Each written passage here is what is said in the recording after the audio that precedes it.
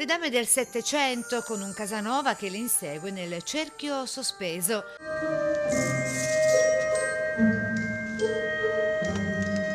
Le maschere più famose d'Italia, con Arlecchino e costumi di ispirazione del Tiepolo con i suoi Pulcinella.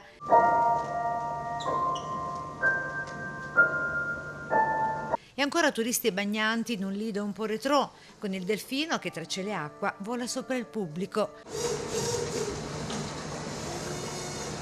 Signore e signori, benvenuti al Titisee e Venetian Dream. Tu sei un sogno veneziano, spettacolo teatrale acrobatico, anzi di più, una gioia per gli occhi, l'anima e il cuore, in un viaggio di alto prestigio per il teatro stabile per Venezia. Il debutto il prossimo 18 luglio al Goldoni. Il primo spettacolo stanziale nato e creato qui al Teatro Goldoni che piaccia, e che esportiamo poi dopo 52 recite qui ad ottobre, che andrà in giro per tutta Italia e anche l'Europa, e che poi ritornerà la prossima estate qui a Venezia. Opera scritta e diretta da Daniele Finzi-Pasca, racconta di tante Venezie in modo delicato, gentile, raffinato e fortemente ironico, grazie anche all'esuberante e affascinante Sirena Volante. Una sirena che però vola nell'aria, quindi rovesciamo un poco tutto. Bisogna immaginarsi di essere in un qualche modo dentro nel mondo che proprio qui a Venezia prese nel Settecento, proprio